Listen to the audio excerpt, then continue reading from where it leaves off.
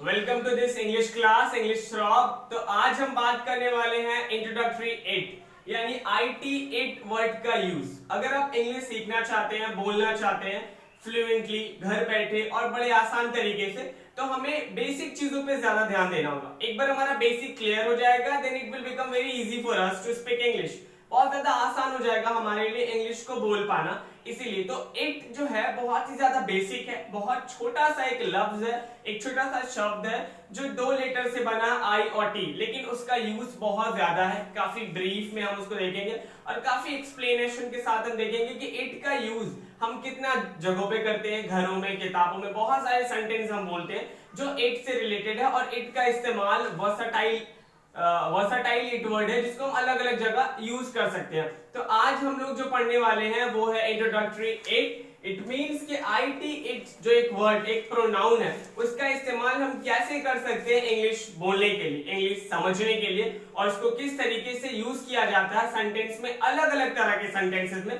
तो वो हम देखेंगे।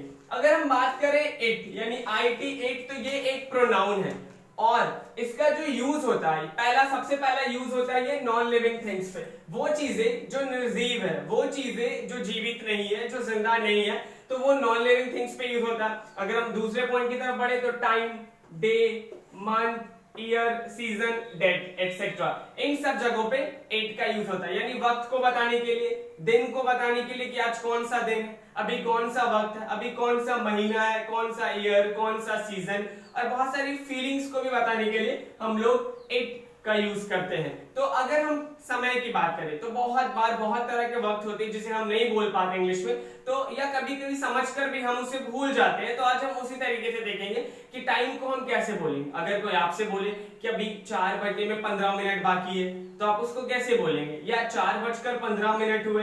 तो उन्हीं तरह के स्ट्रक्चर को, उन्हीं तरह के सेंटेंस को हम सीखने वाले जो कि इट के यूज से बात करने वाले। तो अगर हम इट की बात करें तो सबसे पहला सेंटेंस जो होता है कि 4 बजा है ना, इट इज 4 o'clock। ये बड़ा आसान है, एवरीवन कैन से दिस कि 4 बजा है, तो इट इज 4 o'clock। क्या देखिए आप, इट इज 4 o'clock, 4 बजे। अगर मैं बोल दूं कि 4:30 बजा है, तो 4:30 बजा है, तो इट इज 4:30। ध्यान दीजिए यहाँ पे, ये 4:30 कैसे हो गया। इट इज तो आपको समझ में आ गया, इट इज 4:30।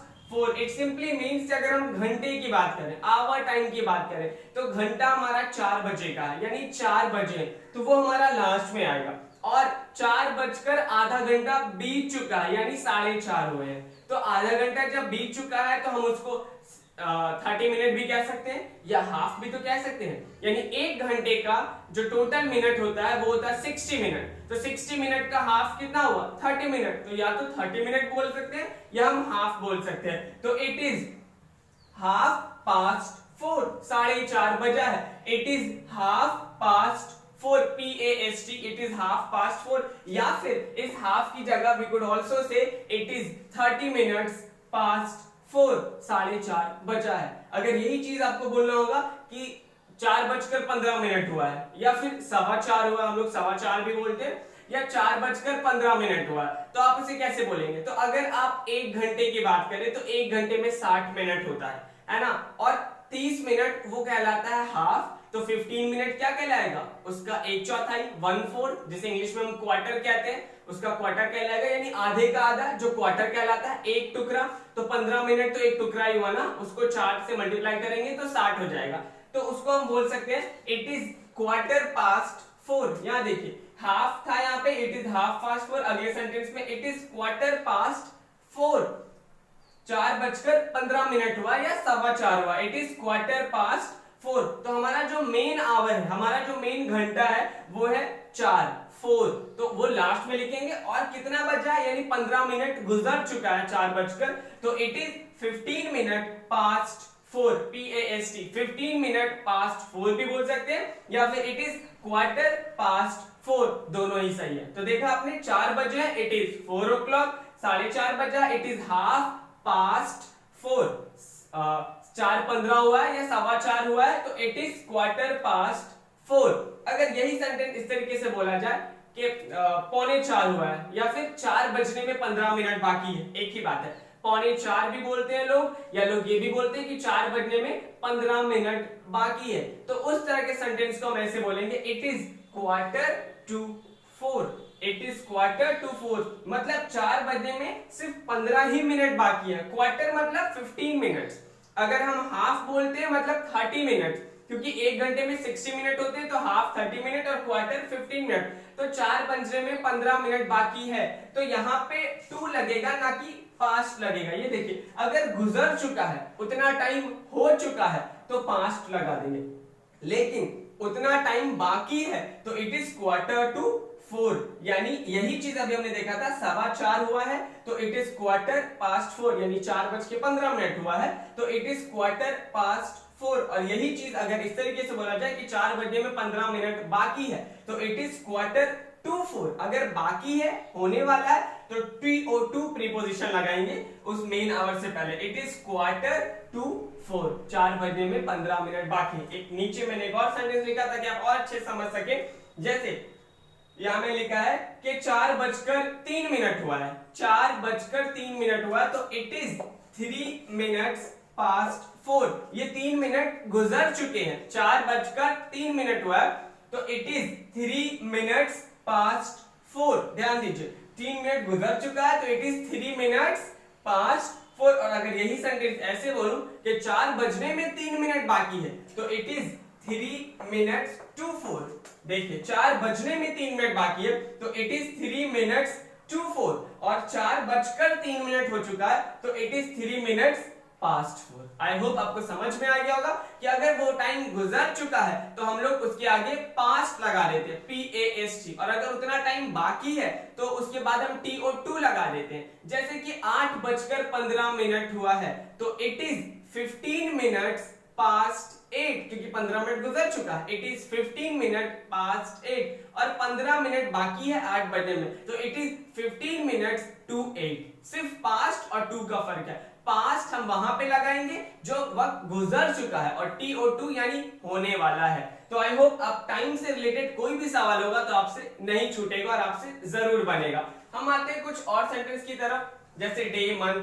आज मंडे है तो इट इज मंडे, है ना। कल संडे था तो इट वॉज संडे, हम डे को भी बोल सकते हैं। तो यहाँ से सुबह का वक्त है, इट इज मॉर्निंग, इस तरीके से बोलते हैं। सुबह का टाइम है तो इट इज मॉर्निंग। रात का वक्त था तो इट वॉज नाइट, हम इसको पास्ट में भी बोल सकते हैं। तो सुबह का वक्त है, इट इज मॉर्निंग। रात का वक्त था तो इट वॉज नाइट। क्या सर्दी का मौसम था? अगर आप किसी बात पे बात कर रहे हो और अचानक उससे रिलेटेड पूछ लिया गया कि क्या वो सर्दी का मौसम था, तो वॉज इट विंटर?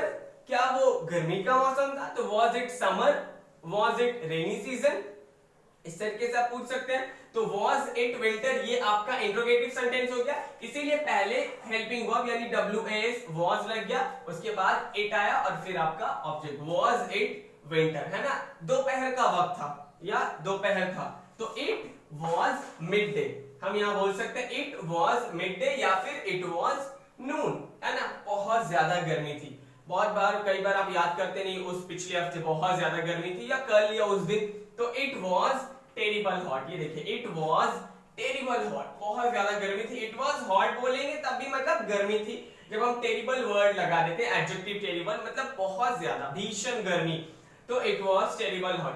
इसी तरीके से हम इसको कंटिन्यूअस टेंस में भी यूज करते हैं। तो कंटिन्यूअस टेंस में यानी जो एक्शन कंटिन्यू हो रहा था, कुछ वक्त के लिए हो रहा है या हो रहा होगा या हो रहा था, तो इसके लिए हम लोग वर्ब में ING लगा देते हैं मेन वर्ब में। जैसे बर्फ गिर रही है, कभी कभी बर्फ भी गिरते, तो इट इज स्नोइंग। यहाँ देखिए स्नो वर्ब है, SNOW, उसमें ING लग गया, इट इज स्नोइंग। उसके बाद अगला सवाल है कि बहुत जोर से हवा चल रही है, तो इट इज ब्लोइंग हार्ड। ये सारे सेंटेंस हम लोग यूज कर रहे हैं घरों में कि बर्फ गिर रही है, बहुत जोर से हवा चल रही है, इट इज ब्लोइंग हार्ड। तो BLOWING, blow is a verb और उसमें ING लग गया, तो ये ब्लोइंग हो गया, ये कंटिन्यूइंग एक्शन बता रहा है। इट इज ब्लोइंग हार्ड, है ना। रिमझिम बारिश हो रही, कभी कभी हल्की हल्की बारिश होती है, कभी कभी बहुत जोर से बारिश होती है, तो रिमझिम बारिश हो रही थी, तो इट वॉज ड्रिजलिंग। पास्ट होगा तो हम वॉज लगाएंगे और प्रेजेंट होगा तो हम इज लगाएंगे, ये तो पता ही आपको। तो रिमझिम बारिश हो रही थी तो it was drizzling, DRIZZLING। Drizzling मतलब, ड्रिजल मतलब रिमझिम होता है, उसको ING लगा के ड्रिजलिंग कह दिया गया, इट वॉज ड्रिजलिंग, बहुत जोर से बारिश हो रही थी, मूसलाधार बारिश हो रही थी। तो इट वाज रेनिंग हेवीली। देखिए इट वाज रेन एक वर्ब है, उसमें आईएनजी लगा के उसको रेनिंग बना दिया गया, तो इट वाज रेनिंग हेवीली। तो हमने देखा टाइम, सीजन, डे और यहाँ पे एक मौसम, वो सब कुछ बताया गया। कंटिन्यूइंग एक्शन से पास्ट में, प्रेजेंट में, अलग अलग वक्त में बोल सकते हैं। अब कुछ और भी यूज होता है इट का, जो हम दो सेंटेंस को ऐड करके भी बोल सकते हैं। जैसे 1947 का वक्त था जब हिंदुस्तान या भारत आजाद हुआ, तो it was 1947 when India got independence, है ना। तो it was 1947 when India got independence, है ना। इट वाज यानी 1947 का वक्त था। ये 1930 की बात है, तो इट वाज 1930 या इट इज 1930 ऐसे भी बोल सकते हैं।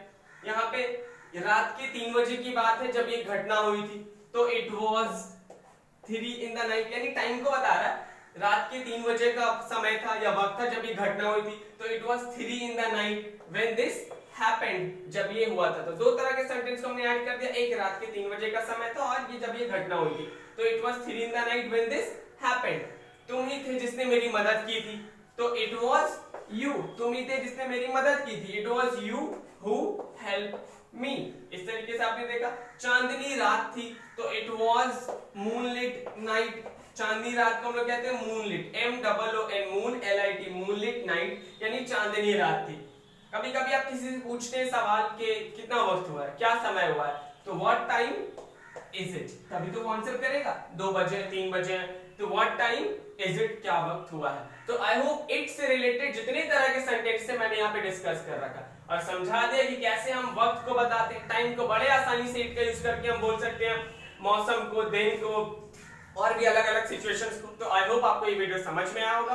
Please like my video and subscribe my channel to stay tuned and stay updated. Thanks for watching, have a nice day.